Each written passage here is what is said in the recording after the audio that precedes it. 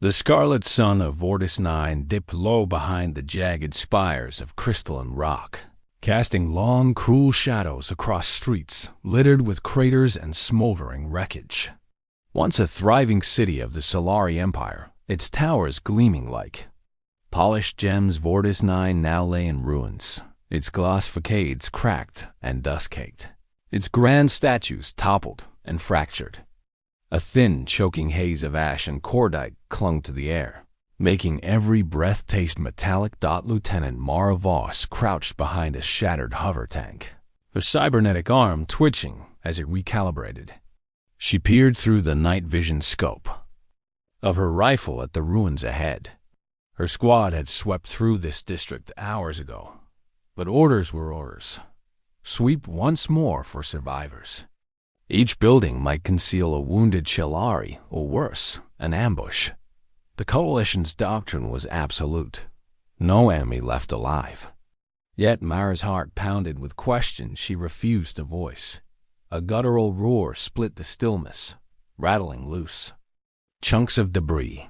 Mara's jaw clenched. This was no ordinary Solari soldier's death cry. It was the defiant howl of something far larger, far more formidable. She signaled her squad to halt. The others melted into the shadows, rifles at ready. From the blackened archway of a collapsed plaza strode a figure twice the height of a human. Muscular and lithe, with skin like burnished steel, the warrior carried an enormous energy blade in one hand. Wherever he stepped, the ground cracked underfoot. Every exhale rattled broken window panes. His multifaceted eyes burned with rage until he noticed the squad's rifle barrels trained on him. He stopped, nostrils flaring, and let out a challenge that quivered the air. K-R-A-A-Ah! The echo trailed off as he dropped his blade point first into the earth. The hum of his personal energy shield sputtered and died. Around him lay the bodies of his comrades. Elite Shalari champions, each clad in ornate armor, now shattered and smoking. Mara rose slowly, rifle leveled at the alien's heart, except, with every breath, the warrior's posture crumpled. His mighty shoulders slumped, and a low, strangled sound escaped his mandibles. He sank to one knee, energy blade clattering beside him. The dust kicked up around him, forming a halo of gray in the dying light. Lieutenant Voss came a crackling voice in her ear. Orders were to move on. The targets neutralized. It was Commander Reyes, her superior, from command ship Orion overhead. She didn't answer immediately. In the rifle's crosshairs, she saw more than an enemy combatant. She saw it being broken by exhaustion and loss. His shield was gone. His blade was useless. His will to fight flickered like a dying star. All that remained was something low and human. Fear. Mercy. He rasped, each syllable a struggle in his guttural tongue. Spare me. His plea was so incongruous, a titan begging like a child, that Mara's cheeks burned. A moment stretched into an eternity as Mara weighed duty against instinct. Around her, the battlefield waited for her decision. The rest of her squad stood motionless, rifles raised, awaiting the kill order. But none of them fired. She remembered the stories her grandmother had told her back on Earth. That mercy was not the absence of strength, but its truest test. She thought of her own mother's bedside vigil, years ago, with Mara's hand on the cold forehead of a dying friend. Mercy, she'd whispered then, was choosing compassion when it cost you nothing less than your pride. Mara exhaled, letting her rifle lower until its barrel pointed at the ground. The click of safety reverberated like a thunderclap. Stand down, she ordered softly, voice steady. No more fire. The alien's multifaceted eyes widened, reflecting a tiny spark of hope. He pressed a trembling claw to his wounded chest. Jagged flesh and blackened tendons peeked through a tear in his armor, an injury so grievous he should have been dead hours ago. Yet he lived. Collect him, Mara said into her cums. He's a prisoner. Static crackled before Commander. Reyes replied, voice tight with surprise. Understood. Lieutenant, though, this is highly irregular. As her squad approached with medical pads and restraining cuffs, Mara knelt beside the fallen warrior. She placed a firm hand on his huge forearm. My name is Mara Voss, she said. You're safe now. We'll get you help. He looked at her through eyes that had seen countless wars, now reddening as something akin to gratitude flickered across his alien features. For the first time in a galaxy blinded by conflict, a moment of understanding passed between two species. Above them, Vortis 9 sky pulsed with searchlights from the Coalition fleet. The war raged on, but on this broken plaza, an ancient code had been shattered by something newer and more powerful, mercy. The Meddrone's soft, blue-green lights washed over the scorched plaza as it hovered above Krauth's shredded armor. Its mechanical arms extended, humming as they applied nanofibers to seal lacerations and douse smoldering burns. Mara Voss watched from a few paces away, her cybernetic arm folding inward as she resisted the urge to check the drone's readings herself. Every hiss of the servos, every faint beep, felt like a reprieve granted to an enemy who, hours ago, would have slaughtered her without hesitation. Krauth lay still, chest rising in shallow, shuddering breaths. The Meddrone's injector needles probed the damaged tissue, infusing clotting agents and Regan serum. He hissed through clenched mandibles, not in pain, but in an alien equivalent of distrust. The air crackled with tension. Human soldiers stood on one side, weapons at the ready. Shalari armor, cracked and charred, lay piled in ruin on the other. Mara stepped forward, voice gentle but firm. I'm going to open a comm channel, she said, tapping her shoulder uplink. Translator online. A soft chime confirmed the link. Krauth, she began, kneeling beside him. I want to understand.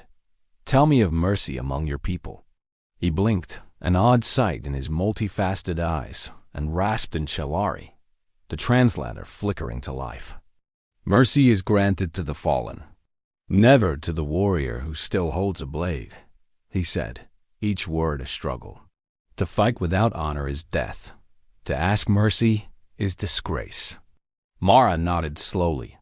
On Earth, we believe mercy is for the living, those who can change, learn, heal. She paused, scanning the distant horizon where Coalition gunships thundered overhead. I want to give you that chance. Another hiss escaped his throat as the drone finished stitching closed. A grievous gash in his shoulder plate. Synthetic skin smoothed over seared flesh. With a final whir, the arms retracted and the drone drifted away, lights dimming. Krauth flexed his massive limbs, testing them. Pain flared, but subsided under the serum's effect. The concept, he murmured, sounding almost pained. My people, we do not forgive. We only conquer or die trying. Mara studied his proud profile. Perhaps it's time for new definitions, she said softly. Take this moment to live, even if it means redefining honor. He closed his eyes, mandibles clicking as if in meditation. Around them, the smoking ruins seemed to hold their breath. At last, Krauth's eyes opened again, the fear replaced by a solemn curiosity. You offer me life, he stated, flatly. Without condition? Without condition, Mara confirmed. She rose and extended a hand. Not a weapon, but a gesture of truce. Rise, Krauth of the Solari. I will carry you to safety. He stood with surprising grace for a being of his size, accepting her hand. His bulk strained against the grudging protocols of Coalition doctrine, but Mara's steady gaze held him. Behind her, the rest of Mara's squad exhaled as if released from a spell. They formed a protective circle as she signaled for extraction. A sleek V Terrier descended, its ramp thudding open. Mara helped Krauth aboard. He paused at the threshold, looking back at Vortis 9's broken skyline, then at the human who had spared him. No words were spoken. None were needed. As the ramp ascended, Krauth's booming voice echoed one final time through the comlink, translated almost reverently. "I owe you mercy, Lieutenant Voss." Mara offered a small, weary smile. "Then I'll hold you to it." Above the battlefield, the Vita carrier streaked toward the USS Horizon, carrying an enemy warrior whose fate and whose heart would be changed forever. The medical bay aboard the USS Horizon was a symphony of sterile white light and soft mechanical hums. Krauth's massive form lay reclined on a reinforced biote, his shoulders still broad and unyielding even in rest. Surrounding him were racks of medical supplies, vials of alien serum, trays of diagnostic probes, and holoscreens displaying vital signs and cascading glyphs.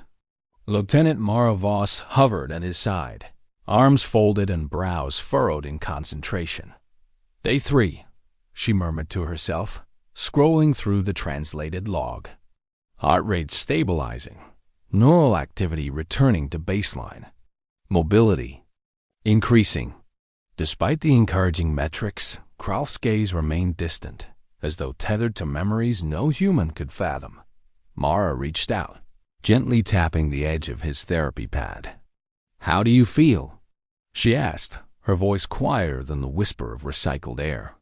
Krauth blinked, the multifaceted lenses flickering.